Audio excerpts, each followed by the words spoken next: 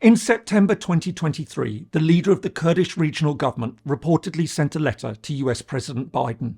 While the exact contents haven't been revealed, it's understood to contain a grave warning that the region is on the verge of collapse. Long seen as a key US ally in the Middle East and once viewed as a future country in waiting, this appears to mark a disastrous turnaround for Iraqi Kurdistan. So, what exactly has gone wrong? Hello and welcome. If you're new to the channel, my name is James Ker-Lindsay, and here I take an informed look at international relations, conflict, security and statehood.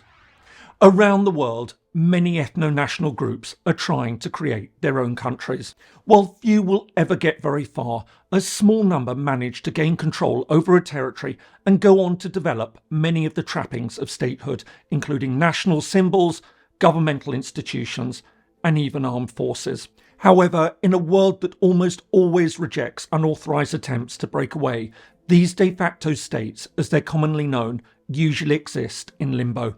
Strong enough to take control of their land, they can't gain international acceptance as sovereign independent states. They exist for decades on the margins of the international community. But occasionally a region emerges that appears to have a realistic chance for eventual independence. One of the most interesting examples in modern international relations is Kurdistan. Although it hasn't officially proclaimed independence and is formally a part of federal Iraq, it's long been seen as an independent state in waiting. Indeed, in 2017, it even appeared poised to break away from Iraq. But these hopes have now seemingly disappeared. Instead, the territory faces unprecedented domestic and regional challenges that its leadership now claim threaten its very existence. The Kurds have long been described as the world's largest nation without a state. According to estimates, up to 35 million Kurds live across 5 Near and Middle Eastern countries: Turkey, Iran, Iraq, Syria and Armenia. On top of that, another 5 to 10 million form a sizable diaspora in Europe, Lebanon, Russia and elsewhere. With a history stretching back thousands of years, the Kurds have played an instrumental role in the development of the Middle East. However, our story really begins in the early 20th century. Although the Kurdish people were offered the possibility of their own country after the end of the First World War, the plan was never implemented. Instead, the area set aside for an independent Kurdish state was eventually divided between the new Republic of Turkey, which replaced the Ottoman Empire, and the Kingdom of Iraq. Despite losing their chance for a sovereign independent state, the Kurdish quest for a homeland has continued. In Turkey, which has an estimated 10 to 15 million Kurds, this was led by the Kurdish Workers' Party, the PKK. Since the early 1980s, it's waged a violent insurgency against the Turkish state. But while this was initially aimed at establishing an independent Kurdish homeland, the group now insists that it's pressing for greater Kurdish autonomy. In contrast, the Kurds in Iraq followed a different path. Although they staged several significant uprisings, their fortunes changed in 1990 when the Iraqi dictator Saddam Hussein tried to annex Kuwait, leading to the First Gulf War. Following Iraq's defeat by a coalition of forces led by the United States and acting under UN authority, the Shias in the south and the Kurds in the north revolted against the central government. This saw the United Nations create 2 no-fly zones across the north and south of Iraq to protect the communities. In turn, this provided the security the Kurds needed to establish an autonomous territory, an area that became known as the Kurdish Region of Iraq, the KRI. In the following years, they managed to carve out what effectively became a de facto state. While not independent, it had many of the features and functions of a country. As well as a defined territory and a settled population, it also developed democratic government institutions. Additionally, it built its diplomatic activities, establishing a network of informal ties with other states. As a result, the Kurdish region gradually came to be seen as a country in waiting. However, things changed in 2003 with the US invasion of Iraq. While there was sympathy for Kurdish hopes for independence, once Saddam Hussein was ousted, the preference was for the Kurdish region to remain a part of Iraq, albeit with considerable autonomy as part of a new federal system established in 2005. Nevertheless, an informal regional referendum held in 2005 showed almost complete support for statehood. Over the following decade, the Kurdish regional government nevertheless kept up their preparations for independence, and in July 2014, the region's president announced plans for a vote. However, this was shelved soon afterwards when the Islamic State attacked the Kurdish region. In the end, independence efforts could only resume when ISIS was finally forced from the area 2.5 years later. In June 2017, the regional government announced a vote would be held that September. This immediately led to an outcry. As well as vehement opposition from the Iraqi central government, Turkey, Iran and Syria all opposed any Kurdish attempt to break away. Likewise, many close allies of the Kurds also expressed concerns about the decision. Although the United States and Britain didn't dismiss Kurdish hopes for independence, they insisted that the time wasn't right for a vote. As they saw it, the focus had to remain on defeating ISIS. Indeed, the only significant international actor to support the plan was Israel. Despite these objections, the vote nevertheless went ahead. With a turnout of over 70%, 3 million people took part. Of this, 2.8 million, or 93%, favoured independence. But hopes that this would lead to statehood were short-lived. A concerted effort immediately began to dissuade the region from breaking away. Faced with losing an area with significant oil and gas reserves, the Iraqi government isolated the region.